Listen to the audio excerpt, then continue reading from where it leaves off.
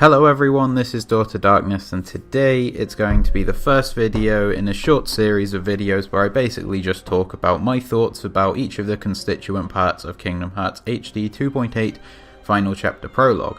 And it's going to be 4 videos, one for Dream Drop Distance HD, one for back cover, and then 2 for 0.2, the first today about gameplay, which I wanted to do first because I think it's the most important part of the collection, and then I'll talk about story at some point in the future as well. So, what do I think of the gameplay of 0.2? It is very good. For the most part, it's very good.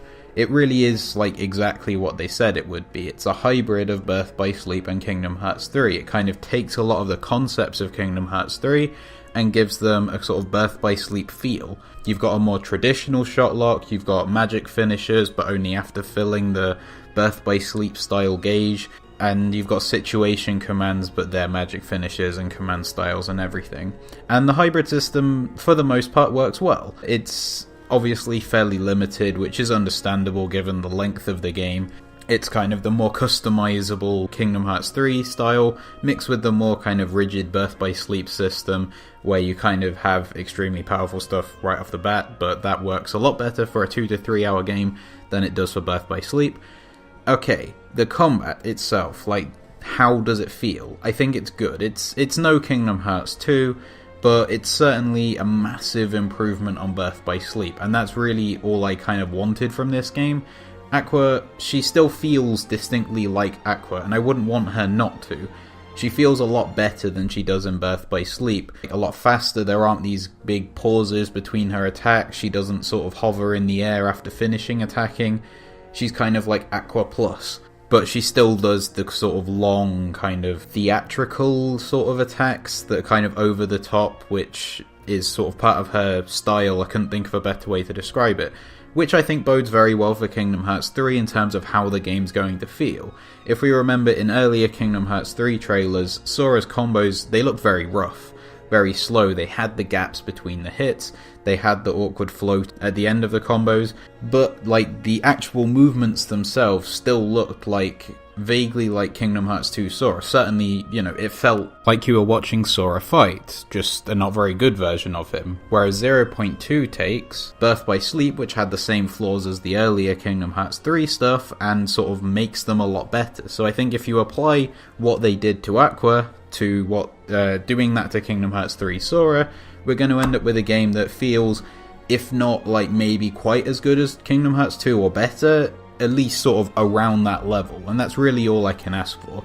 Now, Aqua, of course, is primarily a magic user. That's reflected in the gameplay. Probably one of the most effective things is to mix magic into your combos to get the tier 4 magic spells. Unfortunately, it seems to be kind of random. Like, you can mix up as many as you want, and it could give you Firaja, it could give you Blizzardja, it could give you Thundarja, it could give you any combination of the 3. So hopefully whatever direction situation commands exactly are going to be in Kingdom Hearts 3, it's a bit more consistent so you can actually plan around it a bit more. But magic generally is really fun to use, and yeah, it does fit like well into the way that she works. As I say, it's a hybrid between Kingdom Hearts 3 and Birth by Sleep. You can mix magic into your combos, but you can only do magic finishes by filling up your Birth by Sleep style gauge. Meanwhile, the balancing of the shot locks and Spellweaver and everything does feel generally a lot better than it was before. Spellweaver and Birth by Sleep gave you really slow and bit rubbish combos. Now it actually speeds it up and makes it feel worth getting. The like finish doesn't do constant like ridiculous damage, but it has one hit at the end that does. The shot lock as well feels a lot more balanced. You can't just do them constantly like you could in Birth by Sleep. And it really takes a system that I'm not a huge fan of in the first place, but it makes it actually useful in a way that it doesn't become the only thing that you can ever use to get through any situation. The main complaint, really, as far as Aqua's controlling, is the platforming. For most people that I've seen that kind of have looked into the game in depth, this is the main complaint, and it's for a good reason. It's by far the worst platforming in the series, without any doubt. And no, falling off a hippo once in Deep Jungle doesn't make Kingdom Hearts 1's platforming worse. In Kingdom Hearts 1, If you successfully hit a particular point, you will always grab onto a ledge, whereas Aqua sometimes will sort of try to run onto the ledge or sort of just miss it altogether and grab onto a bit of rock halfway down the cliff. And like at times it can be non-responsive. I'm assuming this is a growing pain either from the fact that like ledges and platforms are a lot more detailed, they aren't just sort of a flat texture, so the game's not quite sure when you're like in a position to grab onto it or not, or it's because of the auto jump and that's sort of affecting things. I'm assuming it's one of those things. I can't really think of any other reason why it would be, but hopefully, since I'm pretty sure that they know that this is an issue, hopefully they'll fix it either in a patch for this game or at least for Kingdom Hearts 3. But the worlds and the way they're designed are very encouraging for me. They're fairly small worlds, certainly compared to what we saw from Kingdom Hearts 3 and even what we got in Dream Drop Distance, but they do the job well. I like that the platforming has been kind of reintroduced. Of course, it's a problem that the platforming is what it is, but the fact that it's there is a good thing. I think Kingdom Hearts 2, like, sort of had, each world was just kind of a skin that you just sort of ran forward and fought Heartless in. You didn't really, like, do anything to get through the worlds. Doing this makes each world feel unique. And hopefully we'll be able to recapture that kind of spark of adventure when we're going around these big worlds with varied landscapes and everything with Sora and Kingdom Hearts 3. So yeah, the worlds as a whole are a very encouraging sign. The enemies, we've kind of got mixed results here. I like the fire and the earth cores, I think they're quite cool. The water cores are quite annoying.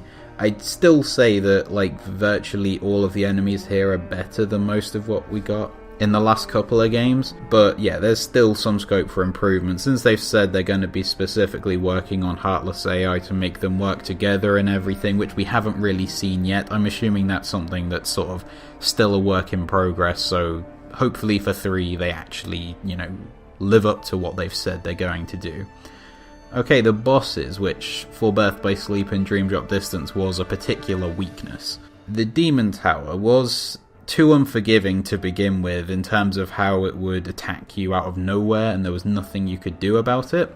But they made a patch, which I'm sure everyone kind of knows about, which fixed a few things with the combat, but also fixed this boss. It gives you a little bit of a warning. It sort of goes red before it goes to attack you rather than as it goes to attack you. You can actually prepare accordingly for what, like, to defend it. So I don't really have a problem with these anymore.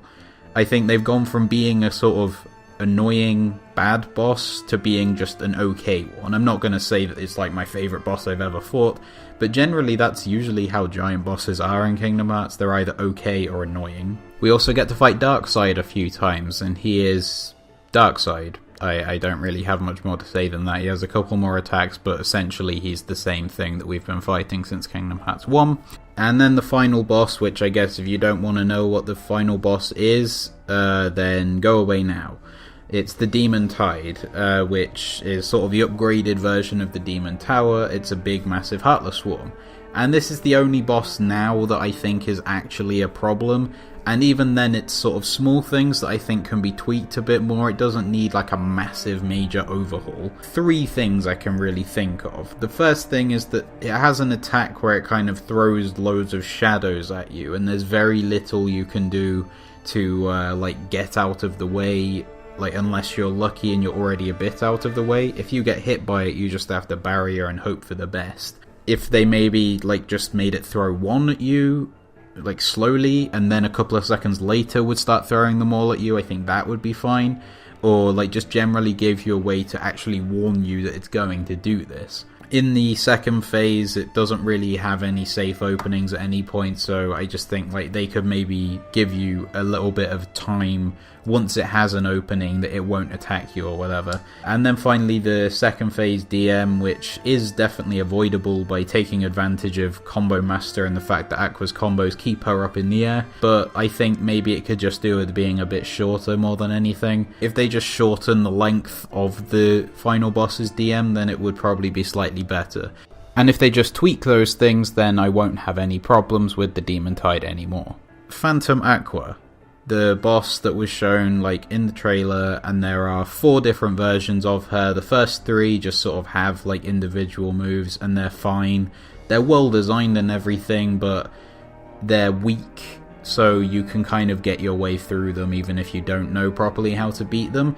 But the secret boss version of her is excellent. It's really one of the great secret bosses in the Kingdom Hearts series. It feels very difficult at first, and it is very difficult, but really it's just a matter of learning all of her patterns, all of her attacks, knowing how to dodge her and when to attack.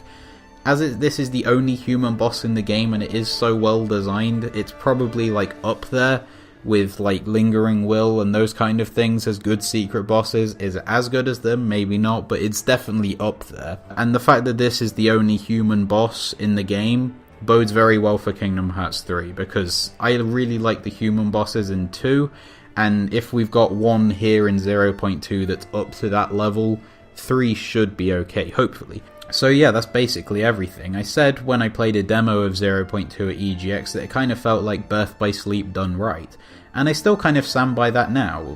I think it's definitely the best game in the series since 2 Final Mix. On the whole, I think it bodes well for 3. There are a few issues, with the platforming and such, but most of the sort of problems, which aren't really problems, they just make it not as good as 2, are down to Aqua herself, I think. As long as they let Sora keep his own style of fighting, which I don't see any reason why they wouldn't, I think we should be okay for how the combat's going to feel and everything, and then just hope that they sort of tweak the enemy design a bit to make it a little bit fairer on day 1. 0.2 is definitely not a perfect game, but we're at this stage now where I think that Kingdom Hearts 3 is in safe hands, and I'm completely confident with the direction that 3 is going to be going in. We're at the point now where I would not be disappointed if it released at this level. I think considering the things people were worrying about gameplay wise with Kingdom Hearts 3 before, now I think those problems that are still there seem very minor. People weren't sure that revenge value would be in the game. They weren't sure if the combat would feel like complete crap. They weren't sure that things would be massively unbalanced and you'd have Balloonra 2 or whatever, but now I just think we're in a point where things are going in the right direction, and I have complete confidence in those making the game to make 3, on the level that people want it to be, that I want it to be, to take what was great about 0.2, apply it to Sora, and hopefully come up with a great game. So those are my thoughts about the gameplay of Kingdom Hearts 0.2. What did you think? Did you enjoy the game? Did you have massive problems with it? Feel free to share your opinions in the comment section below the video. And while you're down there, please like this video if you did, and if you liked it, then check out my other videos and subscribe to this channel. And as always, thank you for watching.